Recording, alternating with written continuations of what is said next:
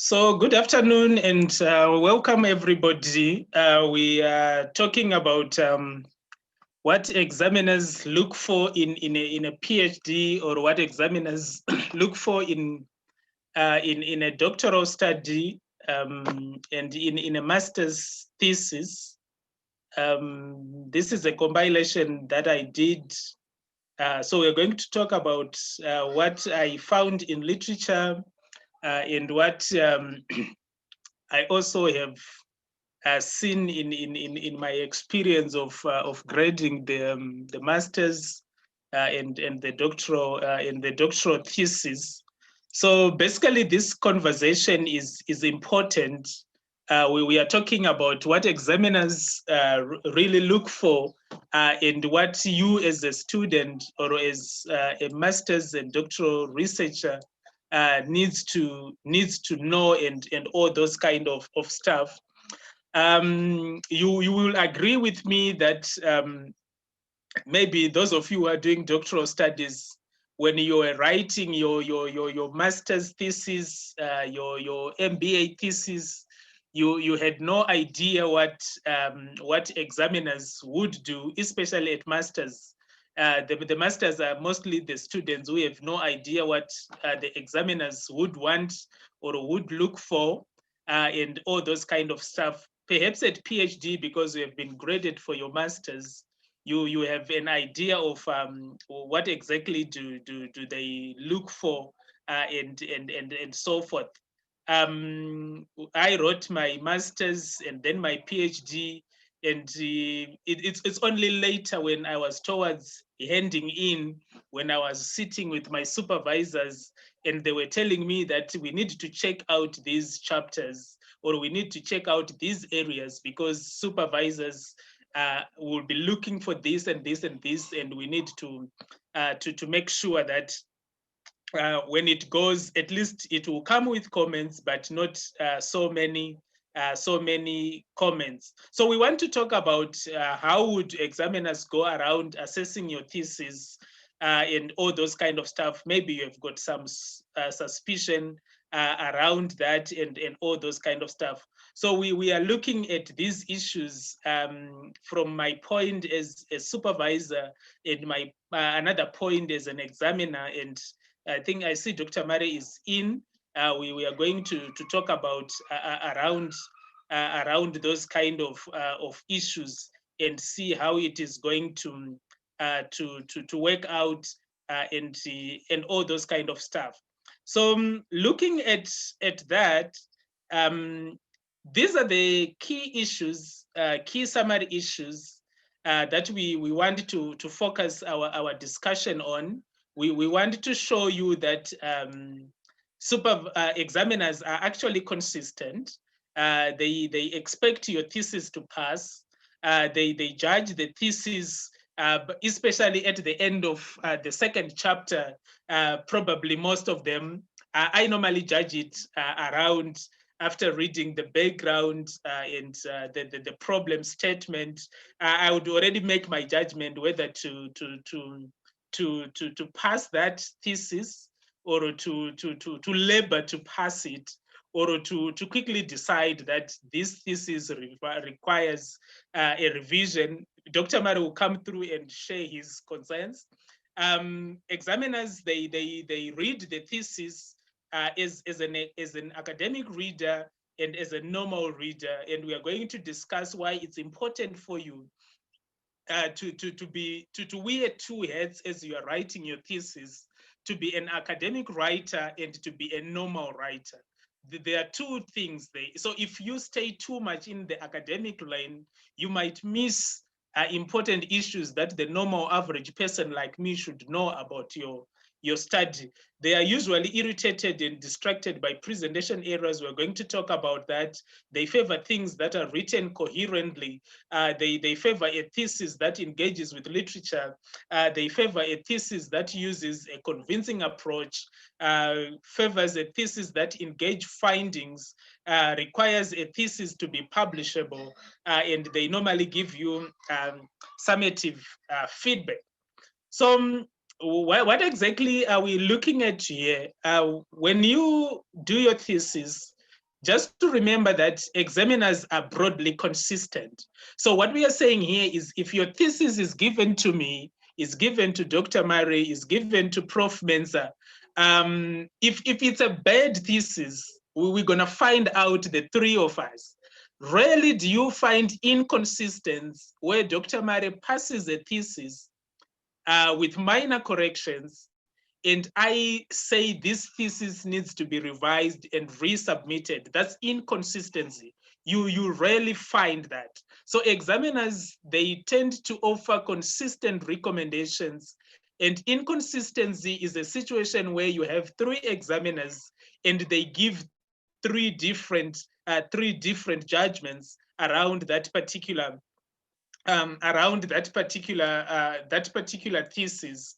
So inconsistent examiners, they tend to offer consistent recommendations, and if they have a chance to negotiate the thesis when you are defending it, they may change their views and all those kind of stuff.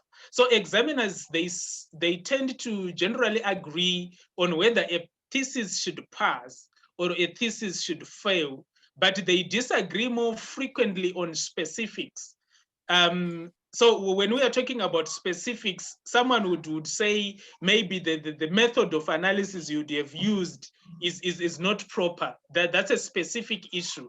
But generally, if we receive a thesis, people generally tend to agree that it can either pass or it can either fail. That agreement kinds to be universal. So whether it passes with a minor or a major recommendations, those are some of the things that becomes too specific. But the people would generally agree, should we pass this thesis or we should not pass this particular thesis? Welcome, Dr. Murray. You may come through on this one and make your point. I was just beginning the session. Okay, thank you so much, Dr. Woyo. So I think essentially what is clear is that in as much as examining thesis is concerned, different examiners always sometimes reach different conclusions. But generally, they are guided by the rubric. So, for example, obviously, if you are saying the thesis must pass with minor revisions, you must qualify or justify why it should pass with minor revisions. If it has to pass with major revisions, you also have to justify why you think that it is not yet there. Or if you think that this one has to be resubmitted and maybe the student has to go back to the drawing board for 6 months or even up to a year so that they can come back and resubmit again. These are some of the things that examiners have to deal with. But as you have rightly pointed out, it's about the specifics. Sometimes it's about the methodology, which is not probably well crafted. Sometimes it's because there's a misalignment between objectives and methods, misalignment between theory and methods. There are so many other things that they often point out when they say this thesis is failed or it must be resubmitted or revised. It depends.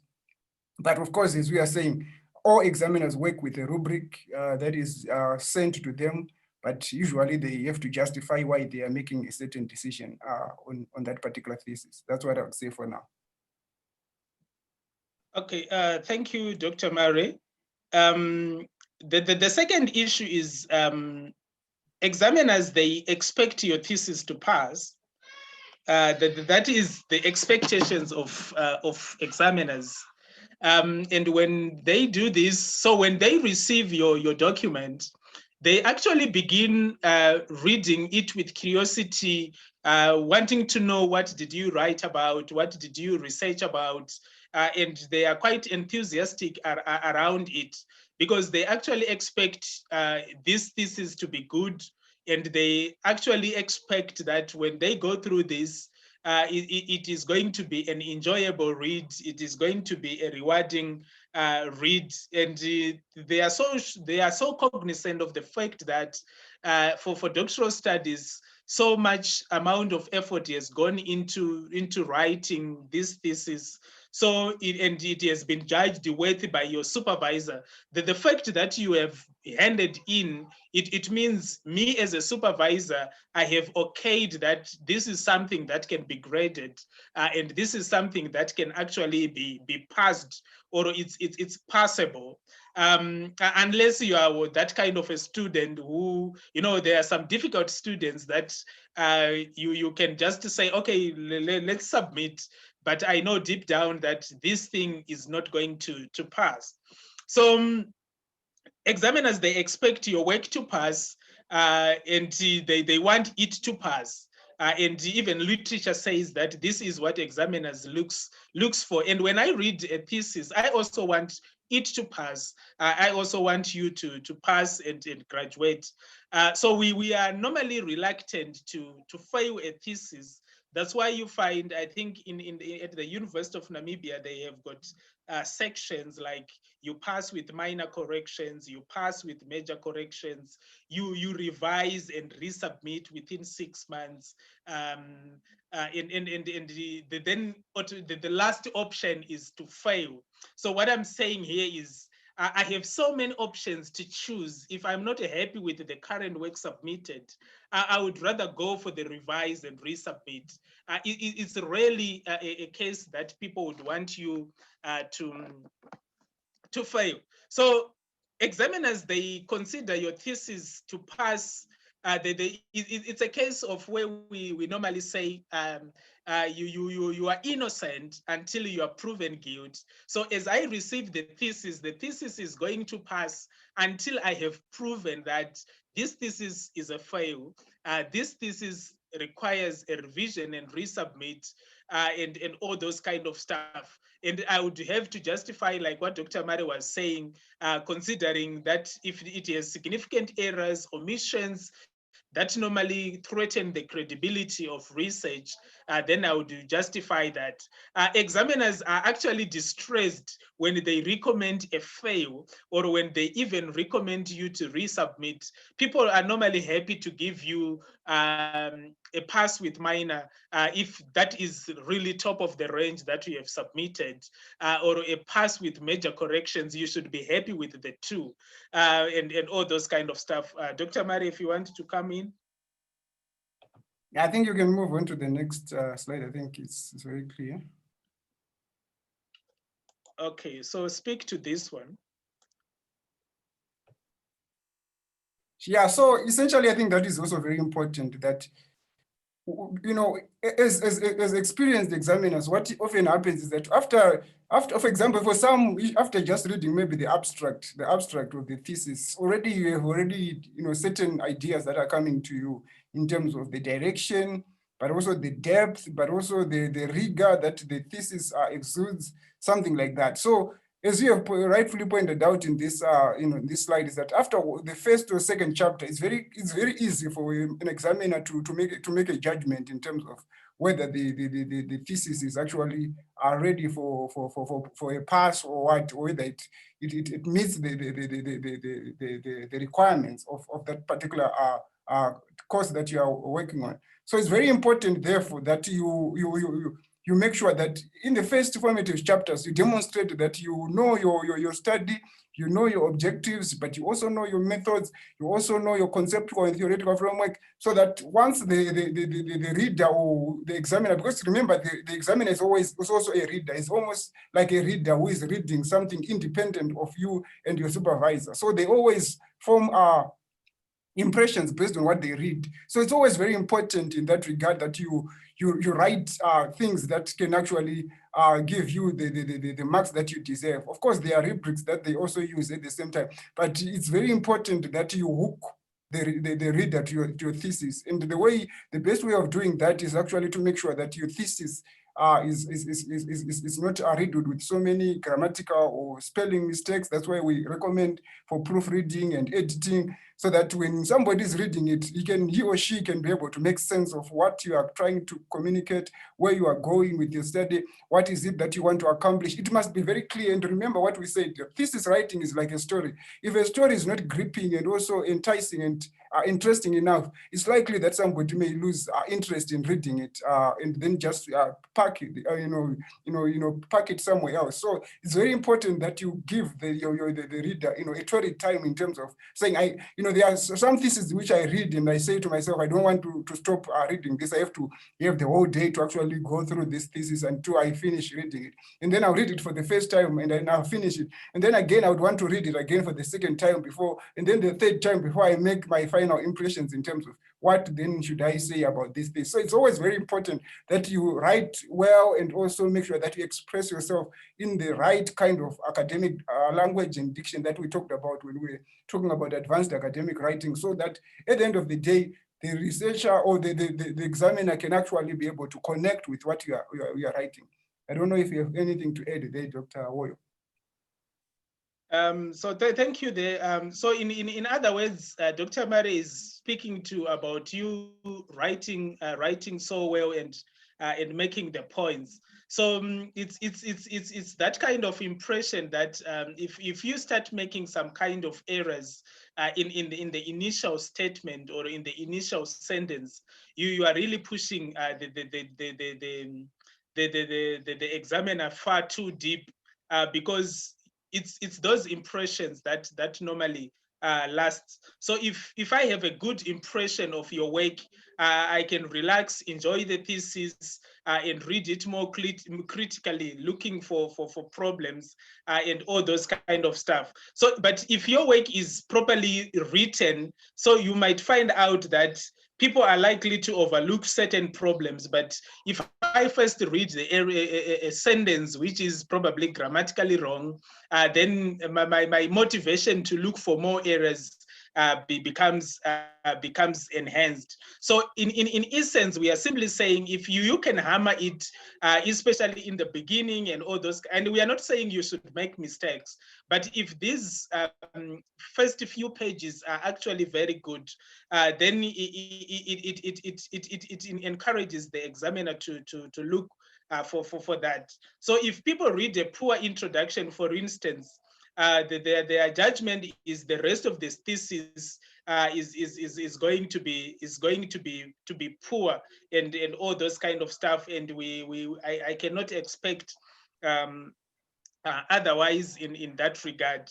Then the other issue that people also look at, which speaks to the previous point, is when people read your work, they read it as an academic reader, and they also read it as a normal reader. So when you write, it's very important that when you write your work, you are also able to write as an academic, and you are also able to write as a normal writer. So a thesis should actually be quite enjoyable to read. And like what Dr. Murray was saying, you should be in a position to sustain my good impression. People take a lot of time and effort to assess and grade a thesis. And if they are not enjoying the read, they are most likely to judge it as poor quality. Normally, I read this, and most of the examiners, normally they read it in the evenings when they are tired, and they can actually take 2 to 4 full days across, or to more than 6 weeks to actually finish the whole document. Some examiners like Dr. Murray, they read it several times, and I only read it several times if it is very good. If it is very poor, I don't read it more than once. I make my decision very quickly. So for a thesis to be a good read, it must actually meet my expectations as an examiner. That's academically, and it must also meet the expectations of me not being an examiner, but as a normal reader. If I'm just reading your story, Does it meet all those kind of stuff? So people normally expect to read a thesis that is academically sound. For example, it engages with literature, it has got an appropriate methodology, it has got quite a good logical structure, and that's the academic side of stuff. And people also expect the thesis to be clear, to be interesting, to be polished up, to be coherent, to be easy to follow. If I can put it in another way, I would say examiners, they expect you to hand in a reader-friendly document, which is not too much verbose. The use of very big words is actually a very bad start. So it must be reader friendly. I don't need to go get a dictionary to try and understand what does these two big words mean and all those kind of stuff. So it has to be reader friendly. The candidate should actually make the thesis clear for the examiner, give arguments in a way that is quite clear, in a way that is quite convincing, so that the convincing to the examiner, explain issues, explain approaches, explain methodologies, explain conclusions, your significance of result, research in ways that the examiner is going to understand. I remember when I was writing my last chapter, which had the practical implications, my supervisor told me that if I am to put practical implications, I need to put them in such a way that whoever reads my PhD is going to implement these practical recommendations I'm making without contacting me. So in that instance, I learned that I need to simplify the level I pitch up things, because I need to send it out there in a way that also caters for non-academics and all those kind of stuff. Dr. Barry. Yes, certainly. I think I concur with what you are saying, that you don't need to be very verbose, unless probably you are coining a new concept or something, especially at PhD level. That's when probably we expect you to be able to start coming up with new concepts, new ideas that you can. But otherwise, the language must be user-friendly. It must be accessible. It must allow the reader to connect with your thesis. It also must be interesting, because it must be able to raise things that allow somebody to think twice about what you've been writing about. It shouldn't just be an issue of just reproducing what has already been written about by so many other scholars or other people before you. So it's always very important to find ways of, because each and every one of us have got different writing styles. So as we were saying the last time when we talk about academic writing, we always find, get your own writing style, be able to explain yourself in your own writing style, so that you can be able to raise issues that are very important for your examiners. Welcome, Prof. Mensah. He's in the beach in Hawaii. He's joining us for the discussion. So, Prof. Mensah, we are just discussing about what examiners look for when they are grading thesis. So feel free to come in once in a while to add up your points as we move forth. So the point we are discussing at the moment is, maybe you can speak to this. How irritated and distracted are you by presentation errors? How irritated and distracted are you when you are reading these and grading these theses, when you find errors? Does this distract you? Is it something that you like? And does it influence your final result? Prof. Mensah.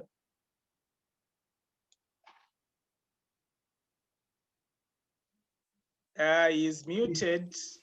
Okay, am I still? No, I'm not muted here. Can't you hear me? I can hear you now. Can you hear me? I'm not muted here. Yes. Okay, all right, good. I said, I'm sorry I'm joining you late. I was busy with something, and unfortunately, I will leave earlier. So I will quickly unpack everything I want to say. Okay. The question you asked is very interesting, because in September, early September, I finished marking a PhD thesis. And one of the things most annoying with that thesis is the number of simple mistakes that this PhD candidate was making. And so it is always very important to make sure that students have really checked their own work. When you give your work to somebody to edit, don't forget that person is doing a work for himself and may not do all the corrections that need to be done. So you yourself must make sure you have checked for the little mistakes, especially the use of a punctuation mark like comma. If somebody writes Mensa, comma, bracket, 2013, you wonder, why is that comma there? If the whole Mensa 2013 is in brackets, then you will write Mensa, comma, 2013 and close the whole bracket around the citation. But when you are citing work as part of your sentence and you write Mensa, comma, 2013 in brackets, then it means you have not mastered citation. And one wonders why a PhD student should not have mastered citation after finishing master. So little mistakes like that, and especially construction mistakes. One of the things that this university that I examined for, one of the things they asked me to look for is clear and fluent language. And so when a student is consistently writing bad English, even though it is not our language, it is a major means of communication.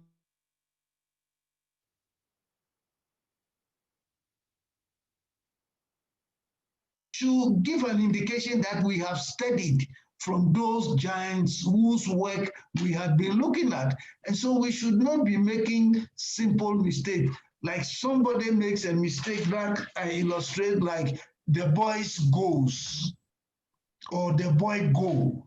Now, that kind of mistake should not be made at this level. And so it is very important that we master simple rules of grammar. Having said that, let me go through what I look for when I'm marking a thesis. I start marking a thesis from the back. And by the back, I mean the list of references. It gives me an idea of how thoroughly this student had handled the reading required to write a thesis. And when I look at the list of references, I'm looking at two things. I'm looking at first, how much the student has read in that area.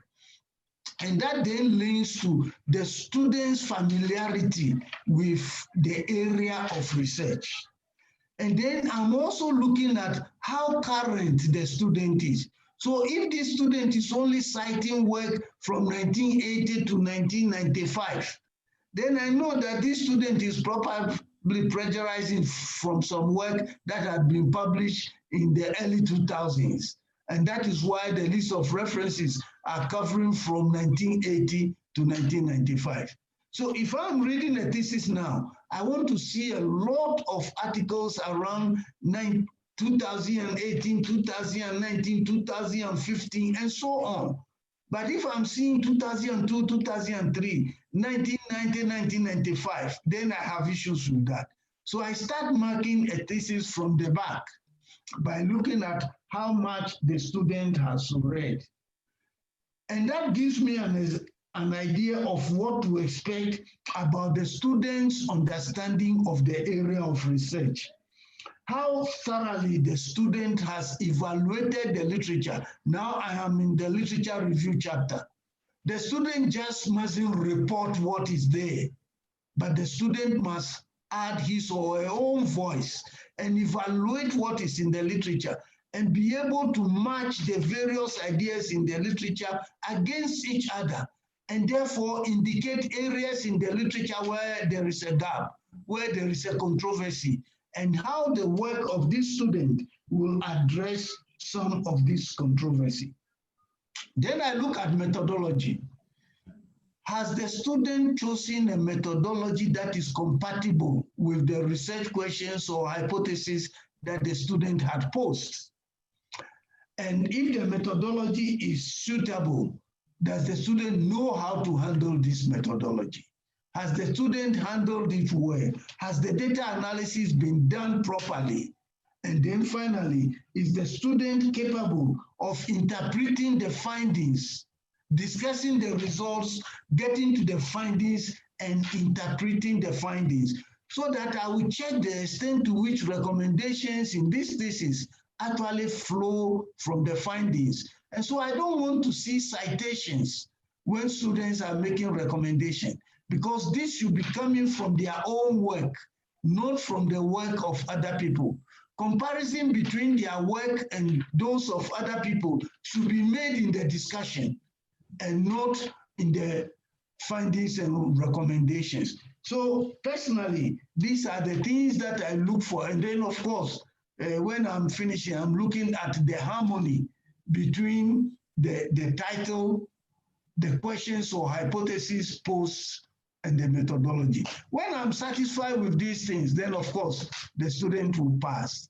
But when I'm not, depending on how badly the student have performed, the student will fail. Or I will ask that the student does corrections and the thesis be returned for examination. So briefly, this is my story. Prof, before you leave, just a quick one. There are normally these outcomes for a thesis.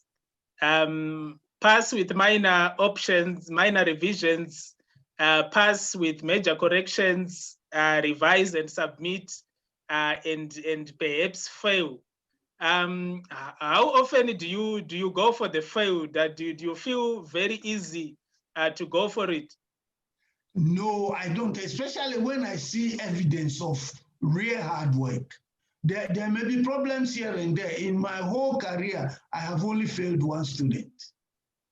And so I don't usually want to fail a student who has been put forward by his or her university. There are two theses that I read this year. And one of them, it was very clear that there was controversy between the student and the supervisor, because there are little things that the supervisor should have drawn the student's attention to. But it came to me without those corrections having been made. So I know that the supervisor was making a statement. But I didn't fail the student. I still requested that the student should do major revision, that the student should work with the supervisor, and when they have sorted out the problems, the thesis should be returned to me. See? So failing a student is not something that an examiner should enjoy doing. Our comments should be to build up and not to tear down. And so I don't really, unless the work is really bad, and if a thesis has been supervised, it should not be really bad. So the brief answer is, I don't usually fail students when I read their thesis. Thank you, Prof. We discussed that maybe for the purposes of the audience, Prof has actually been teaching in the university for the rest of my life. I'm actually younger than the amount of teaching he has done. So thank you for that. If you are still around, you can feel free to pop in here. I'm sure Dr. Mario is still around. So what we are talking about here is examiners, they actually look for papers that are actually error-free. You can make errors, but don't make your errors too many, because too many errors, they make poor impressions. I'm sure the thesis that Prof is talking about is the one where he actually found the error right there in the abstract, and that doesn't make a good case, because people enjoy reading a well-written piece, and examining in a document with errors is quite an irritant when it is supposed to be an enjoyment and all those kind of stuff. So the key issues with errors is the point that I want to make is, if you make frequent typological errors, spelling errors, or formatting errors and all those kind of stuff, as an examiner, I normally lose confidence in the thesis, And the reason why I lose confidence is if you cannot write,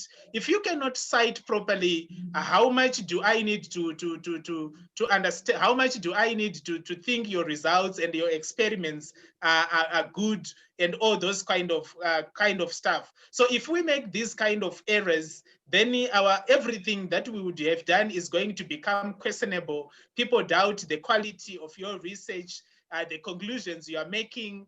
And one of the things that you normally experience is a case where there's actually a disconnection between everything you are writing, your hypotheses, they don't normally organically emerge and they are not properly tested, and all those kind of stuff.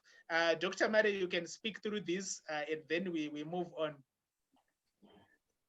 Okay, thanks, Dr. Woyo. So certainly, I think it's very important to not to irritate or even to distract your examiners by your writing skills. I think it's some of those things that you need to make sure that you work on, especially your spellings, your citation. It's very important that you do that, because if I read something and I see that the person is already struggling with citation, or maybe according to their university, maybe they are saying they are using the APA referencing style, or they are using the Chicago or the Harvard, and then you find that when you are reading, it's not that referencing style that is actually being presented. Then it raises serious problems, because you start asking yourself, how did this situation, or why is it that this situation was allowed to go ahead and then submit that kind of a thesis? So it's very important that you know your house styles. You must ask your supervisor what is the house style of our university, so that when you do these things, you do it judiciously, but you also do it in such a way that whoever is going to read it knows that you are already adhering to your house style, and you're also working within the expected standards in academic writing and presentation. So it's very important that you check your references, your figures, your spelling, your quotations, and also just even the overall presentation. Does this the presentation style is it appealing enough? Does it make sense? There are certain situations where issues of, for example, indenting. They say that you are indenting. Sometimes you are using double spacing. So those issues, you need to look at them. Are you using double spacing? Are you indenting, or are you using 1.5 in terms of in terms of your paragraphs? You must adhere to these things and make sure that you are you always are doing it consistently, rather than to say at this page you are seeing this intention, the other time it's not intention. Somebody is not intending. You make sure that when you do tied up your thesis, you must look at these things, so that, because always presentation skills are very important in thesis writing too. Thank you, Dr. Murray. Prof. Mensah, come through. Yes, when you spoke about abstracts, a point came to my mind, and this I want students to remember. The abstract is the first thing that an examiner will read, and the examiner will read it very well, because it gives an indication of what is in the thesis. And if you make mistakes there, that is really terrible. So students should remember that you do not get a second opportunity to make a first impression. You do not get a second opportunity to make a first impression. And that first impression is made in the abstract. And so the abstract should be very well written, so that if there are any mistakes, they should not be in the abstract. And then Dr. Murray spoke about technical aspects of the thesis. There is always a space for the examiner to indicate the technical aspects of the thesis. And that is why the points that Dr. Murray made just now is very relevant. Thank you. Thank you very much. So I think it's the point is being made that we need to be careful with what we submit, make sure errors are minimized. For me, it's a case like if I see errors, I tend to be more critical with that particular document, and I need to check for everything, because normally there are some areas that you can just say these ones I let go.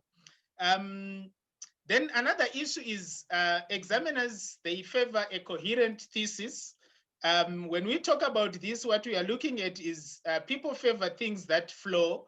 So your writing must have a focus. It must be logical. It must have some kind of good structure, integrating and connecting various parts of your dissertation or of your thesis, and it must be in a position to give some good bearings to the reader. So when we talk about coherent writing, you need to have certain significant signposts in your writing, certain summaries that indicate what is coming, what has been done, what are the key issues revolving around that.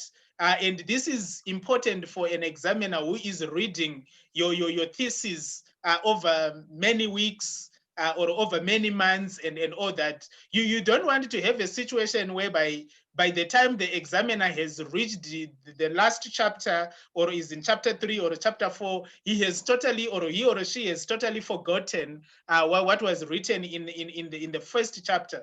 So without coherence, you'd find out that a thesis would appear badly written because it is disjointed. I cannot follow. The logic is not there. Issues are not integrated. It's quite unstructured. And then as it leaves someone baffled, discombobulated. Sorry, that's a big word. It leaves someone baffled, confused, and puzzled with what's going on. So in line with academic expectations, examiners, they actually equate coherence to a convincing argument. So if your argument is not convincing, then it becomes problematic. So a dissertation or a thesis is crafted into a coherent whole by threading an argument through it for examiners to follow. And this is where your golden thread issues comes into play. You should be able to connect your research question with the answer, connecting various conclusions, connecting these conclusions with the data, evidence and the reasons, the background and the literature, the objectives, and whatever. If you just go through anything, it should be clearly integrated. Let me just give Dr. Mari to speak to the next one.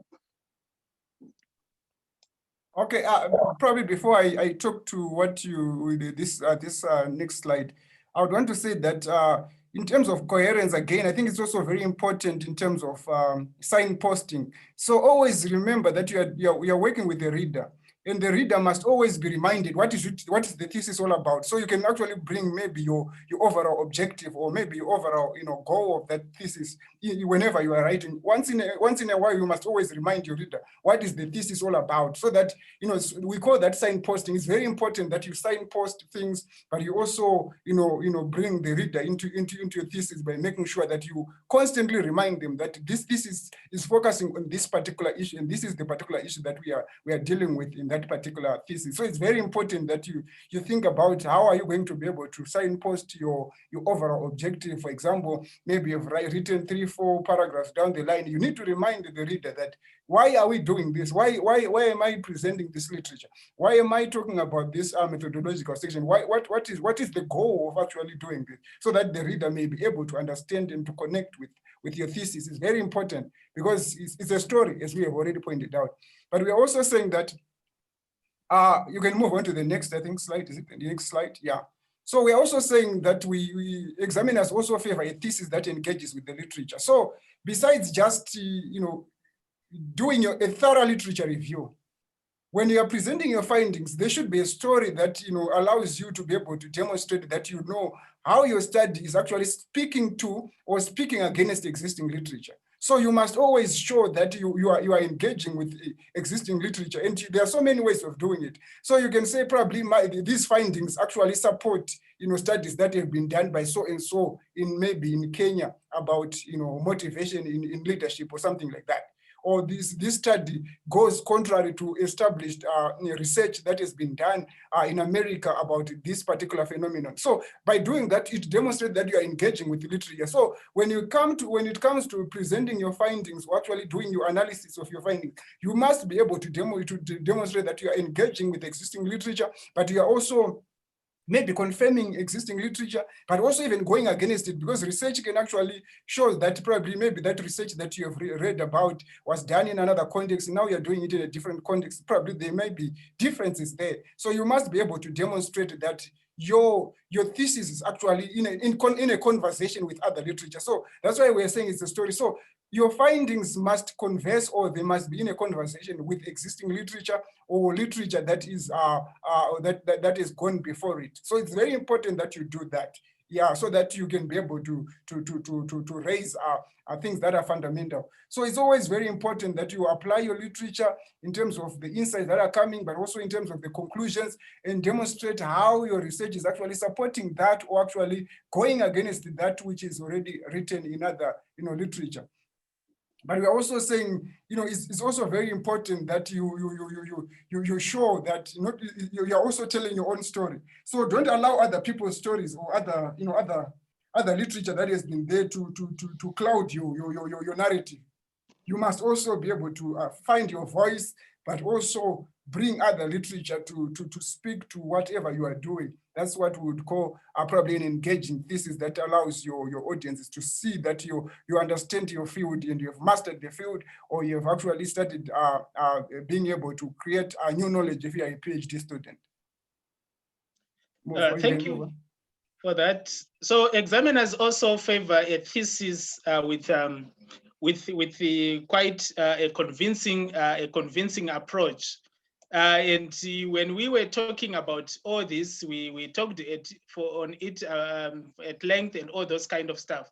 So experienced examiners, they are open to new approaches, and they do not insist that candidates use maybe their favored approach. But the bottom line is, when you use a new approach, you need to justify why is this approach appropriate for the current state, and all those kind of stuff. So you must convince people that your approach that you have adopted is appropriate.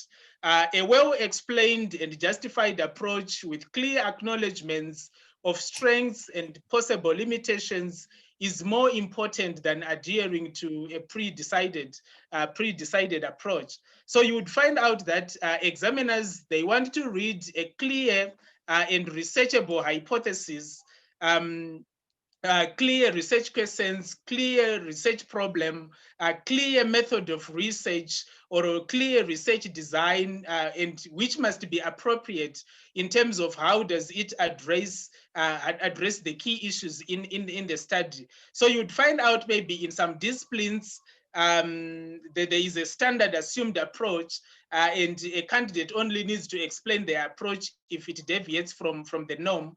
And in other disciplines, there are a variety of approaches, especially in the social science field. There are quite a number of approaches that are on offer, and it is your responsibility as a candidate to pick whatever approach you like, you explain it, and you justify your methodological choices. And it is also important for examiners that the dissertation or the thesis does what it states that it is going to do. Most of the times you find research theses that states certain things that they are going to do, and then they don't do it. So the candidate must make sure that they apply their approach very carefully and thoroughly, just as they would have claimed in their writing, and they must ensure that what they say will do matches what they actually did. In particular, once an approach is chosen, examiners expect the thesis to follow those kind of stuff, and they will tend to criticize a thesis that deviates without maybe any justification. Maybe as a way of quickly moving on, another issue that examiners look for is they look for a thesis that engages with the findings. Examiners, they favor a thesis that thoroughly engages with the findings rather than merely listing what was found. So the candidate must actually interpret the results, analyze the results, and critically appraise these findings, make some conclusions from them, and show the implications for the research question and the research problem. On the other hand, you'd find out that examiners are vigilant for overstated, misrepresented, or misreported findings, unconvincing analysis, or interpretations and conclusions that go beyond what the findings can actually support. So in particular, examiners want thesis candidates to critically discuss how their findings actually connect with literature. Dr. Murray has spoken about that. You need to discuss how do your findings connect with literature. For example, which studies do the findings support? Which studies do the findings vindicate? And which studies do the findings discredit or undermine or contrast with? How do the findings contribute to literature? How do they advance to literature? What further research is now required based on what you have found? So it's actually very important to look at that. Dr. Murray, you can speak to the issue of publishability. Yes, so the other issue is that examiners also require a thesis that that can be publishable, something that demonstrates that there's something new here. There's some new ground that has been broken. There is a new ground that has been carved. So it's also very important that as you write, you always think about what's novel, what's new, or what's interesting about this particular study, what's groundbreaking, what's unprecedented, what's earth-shattering about this particular study that I'm doing, so that when you present that kind of a thesis, you are likely to convince even examiners to end up even writing as part of their recommendations to say, I've enjoyed reading this thesis, but I also recommend that the student and the supervisor must be encouraged to publish this, this original work in scientific journals or in a book chapter or something like that. So, publishability, I think, is also very important because it allows somebody to then, see value in what you are trying to say and see the importance of whatever research that you are doing in terms of furthering knowledge in that particular field. So it's very important that you demonstrate that it's an original contribution that you are making, and therefore you are not just, or probably you are not just, you are also reframing an old issue,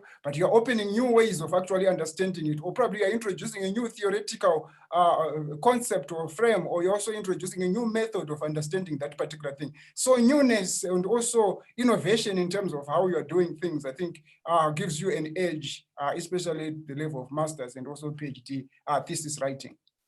So it's very important, I think, I would say, for you as a student to think about how you are going to make sure that you.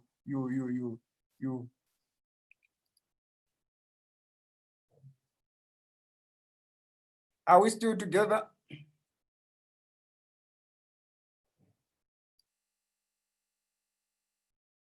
But we are also saying that examiners also give summative, informative feedback. And examiners make judgments about the quality of a thesis, but they also offer constructive, formative feedback about how to improve. So it's not just about tearing you apart or just saying things that that are bad about your thesis, but they also try and give you constructive feedback in terms of what can be done to improve it. So even if you are going to say, if somebody is going to say this thesis must pass with a minor revision, it doesn't mean that there's nothing that needs to be added. You obviously probably are going to see that if it's a PhD, sometimes I've seen writing an examination report which is almost like 15, 20 pages, where I'm pretty much trying to, even if I've said it's a pass with minor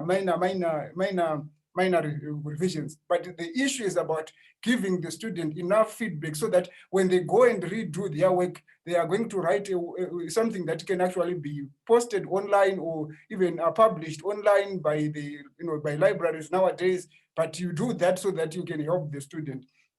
But we're also saying that examiners tend to see themselves as gatekeepers upholding standards, at master's and PhD. So it's, when you are given the role of an examiner, obviously you are being given a role to say, you are, you have got a knowledge in this area. What is your assessment? What is your overall impression in terms of this particular work? So you assume that role of a gatekeeper, where you are there to uphold standards and to also to make sure that, certain things that are considered to be the norm in that particular practice are upheld by students, but also by the supervisor.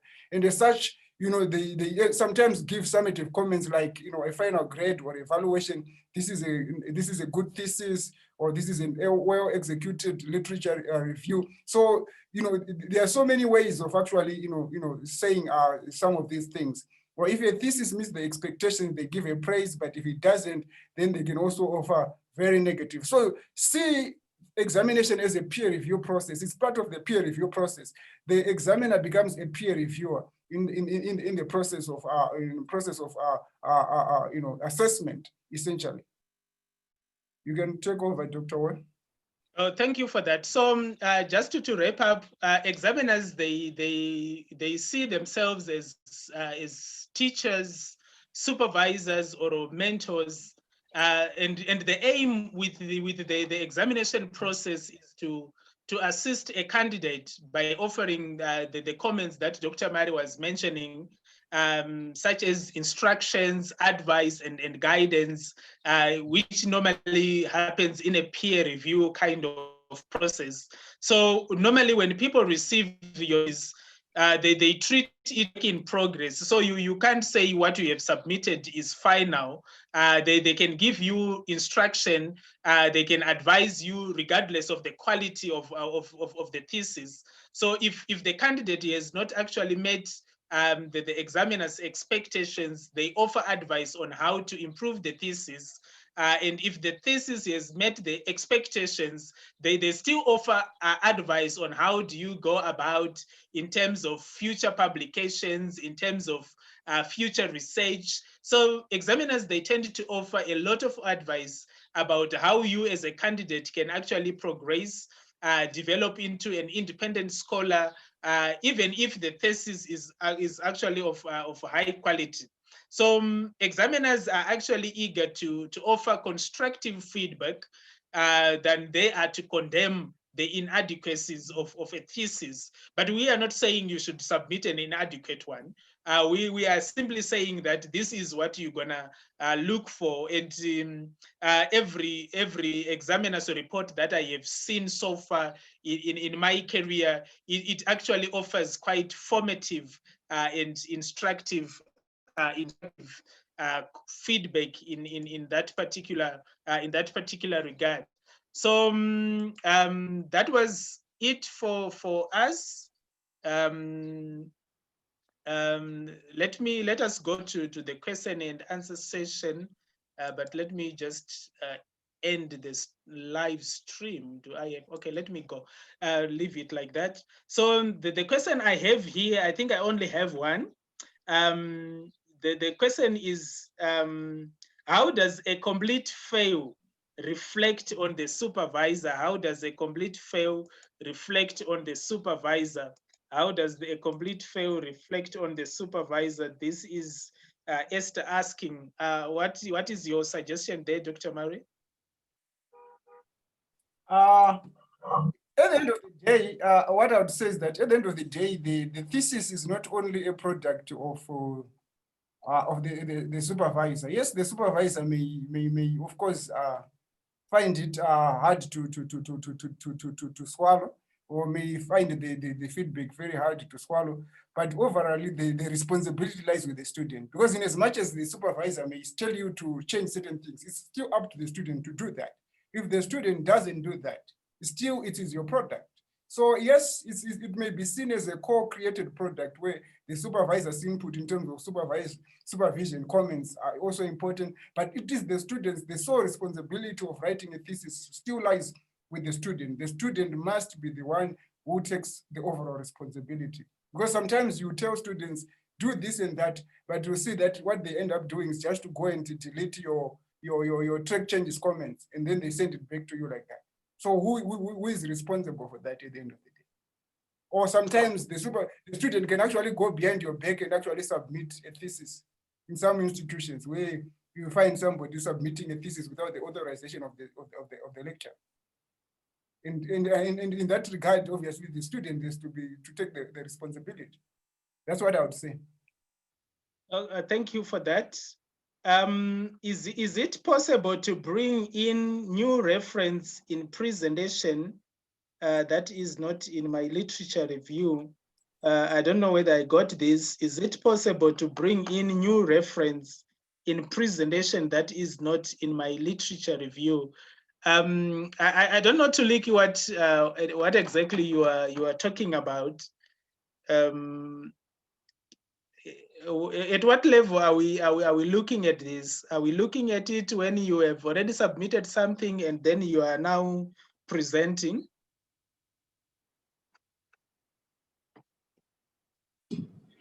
Dr. Moyo? Yes. I meant to say results when I'm discussing in the discussion topic. Yeah, it is quite possible. You find out that literature is published on a daily basis. And maybe by the time you wrote your literature review chapter, that particular article was not published yet. And then when you get to your results section, maybe you were Googling and you find out that this. So what you're gonna do is you can edit in your discussion in the findings section, but it's also advisable that as you read that particular new literature, go back into the literature section and try and see where you can also fit in the ideas of that quite recent research that you have found. I don't know whether Dr. Murray, you have some other points to make there. Yeah, certainly I would say that there's no point where you say you have stopped doing literature review. Literature review is a continuous process. It's a continuous, even long after the things that you have submitted. When the examiner engages with your thesis, he or she is likely to recommend certain literature that needs to be included in terms of maybe be it classical literature or something that is very important to your study that needs to be reflected before you can make any substantive claims or conclusions. So you shouldn't really be hamstrung by the fact that because it was not mentioned in my initial literature, therefore it should not be used. It can be used anytime and anyway. But it's important that you constantly see the process of doing literature review as something that is ongoing and never complete. Thank you. Then another question in the chat says, how does one deal with supervisors who seem not interested in helping the student and one have to call them or email them sometime without any feedback? Good question. But what I think is universities, they normally have got communication and procedural channels that one needs to follow. If your supervisor is not responding, I think there is a certain timeline in terms of how then do you need to go. You can either go to your faculty dean and raise it and show the evidence that I have tried to conduct Woyo on this day and that day, and he has never responded. I think depending on your university, there should be policies like that. And the other angle that I also want to bring here is who doesn't seem to be interested in helping. I think it's one of these things that you guys need to do. Always have an initial meeting with your supervisor and then try to see how do things work, get some guide, some kind of agreement of a work plan, and all those kind of stuff. You can also use that and see. I hope we have answered your issue, Martha. Dr. Murray, you can also come through and see how you can work this one out. Yeah, so I would also say that I think having agreed milestones at the start of the supervision journey is very important. You know, it's very important to be able to have ground rules and also to also stick to those ground rules, either as a student, also as a supervisor. But also, I also understand that also supervisors are also very, very busy people. They are not just chasing your own, making sure that you get your degree. They are also chasing their own publications. They are also doing their own fieldwork. They are also parents just like you. You know, there are so many other things that they are also chasing. So I think give them a reasonable time for them to look at whatever you've sent them. If they have not been able to come back to you, maybe after a specific period, then obviously you can always take it to the next level or the next layer of authority so that you can get your issues redressed. That's what I would say. Yes, thank you for that. And also to just make a point here is, as a supervisor, I don't have to push you. This is your work, and you need to develop some level of higher interest than me, and get to do the work, and then because there are also other issues that you need to develop in the process, like working independently. And all those kind of stuff. So it's your life, it's your work. Do as much as you can, and then try to talk to your supervisor and have some agreed timelines. I don't see any further questions here. Is there anyone with any question before we close off the meeting?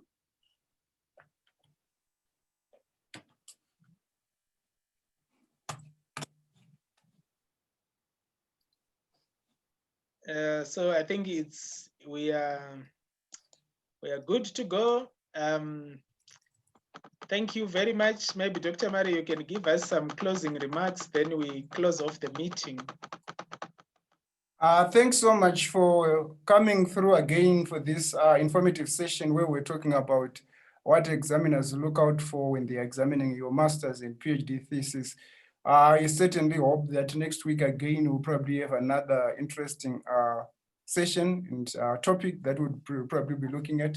But over and above that, I just want to say, continue to work on your chapters, continue to push every day, make sure that at least every day there's a paragraph or there's a page that you've written. Don't allow the whole day to go without writing anything towards your thesis. If you do that, then you are likely to become disconnected from it, but also you are likely to lose interest in it. So it's better to nurture that interest in that in that topic that you've chosen for yourself. And also for those who are still battling to come up with topics, it's always very important for you to do topics that you have an interest in. Otherwise, if you do something that you don't have an interest in, it's likely that along the way you are likely to quit this journey if you feel that whatever you were expecting is not it's not being met. That's what I would have to say. Thank you. All right, thank you, tough luck for Rauna, who is just joining, and I saw someone joining as Vistorina as we are ending the meeting. So have a good week until we meet again. So it's bye-bye for now.